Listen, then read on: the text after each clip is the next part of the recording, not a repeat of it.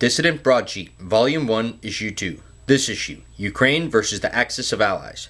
The facts.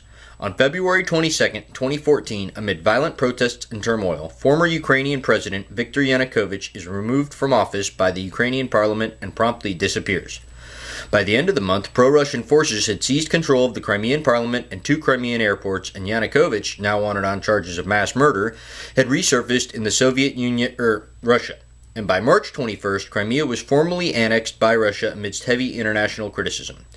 The U.S. responded with tough talk and sanctions, and Prince Charles couldn't help but liken Putin to Hitler a couple of months later. While admittedly the tumultuous history of the Ukraine's relations with Russia go back much further, for the purposes of a modern geopolitical frame we need only reach back to the days of perestroika and the end of the Cold War. In 1990, during the negotiations that led to the reunification of Germany, a lot of things were said and a lot of promises were made. Former U.S. Ambassador to the Soviet Union Jack Matlock went so far as to say, "We gave categorical assurances to Gorbachev that if a united Germany was able to stay in NATO, NATO would not be moved eastward." James Baker, Secretary of State under George Bush Sr., even went so far as to fly to Moscow and assure Gorbachev personally that NATO would not head east. Hours later, George Bush Sr. and company backtracked, now only willing to promise that non-German Allied forces would not be deployed into the former German Democratic Republic, terms to which Mikhail Gorbachev agreed.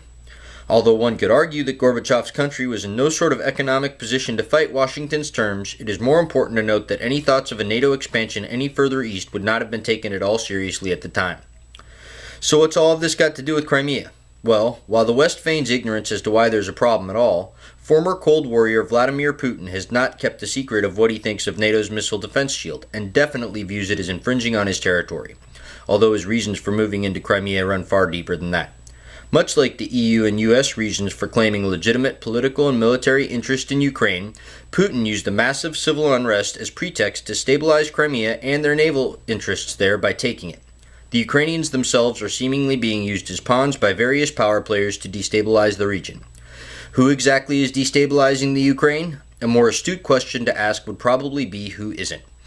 While the so-called West would have loved to project an image of a unified front against Putin, any hope of that storyline being taken seriously was erased when Assistant Secretary of State Victoria Nuland made headlines for using profanity to describe her feelings towards our allies in the EU.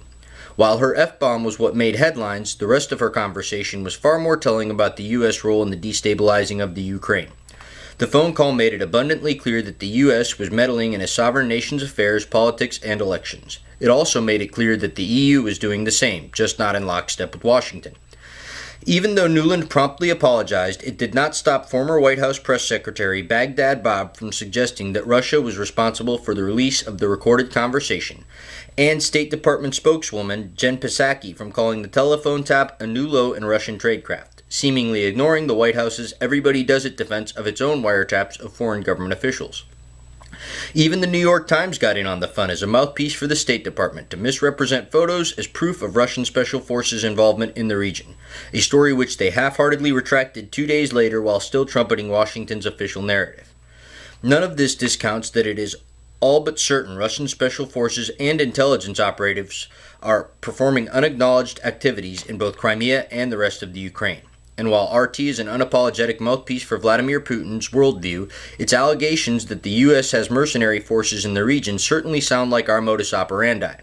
Instead of trying to refute the charges, the U.S. media has decided to simply trash and discredit RT. These methods should be intellectually insulting to anyone that has taken an introductory public speaking course. It's called ad hominem, or attacking the arguer instead of the argument, and is universally acknowledged as a logical fallacy. As if to murky the waters even more, George Soros has thrown his dandruff-encrusted hat into the ring, telling highly respected plagiarist Fareed Zakaria in a filmed interview that he set up a foundation in Ukraine before Ukraine became independent of Russia, and the foundation has been functioning ever since and played an important role in events now. Why the hell does this matter? What the hell does it mean? There is far more going on in Eastern Europe right now than we are likely to know for decades, if ever. For all the US and EU grandstanding, even if all other rhetoric is completely baseless, Russia has a naval base in Crimea of legitimate strategic importance to them. It provides access to the Mediterranean, and they would most assuredly go to war to keep it in their hands, if only to keep it out of any perceived enemy's hands. Apparently, our media is sending the message that it's only okay to go into other countries, topple their governments, set up military installations, and leave them in shambles when elections roll around. Annexing a strategically important region that is of tangible Russian national security interest is just outrageous. Thankfully, even our Western pundits seem to have accepted this, and Russian control of Crimea probably ensures there will be no large-scale traditional war. Unfortunately, now all we can do is sit back and watch as the EU, US, Russia, and George Soros manipulate the Ukrainian people into hurting themselves and forsaking their 2-decade flirtation with independence. Dissident Broadsheet thanks you for watching and is grateful for the excellent resources Wikimedia Commons, Apache OpenOffice, and GIMP provide.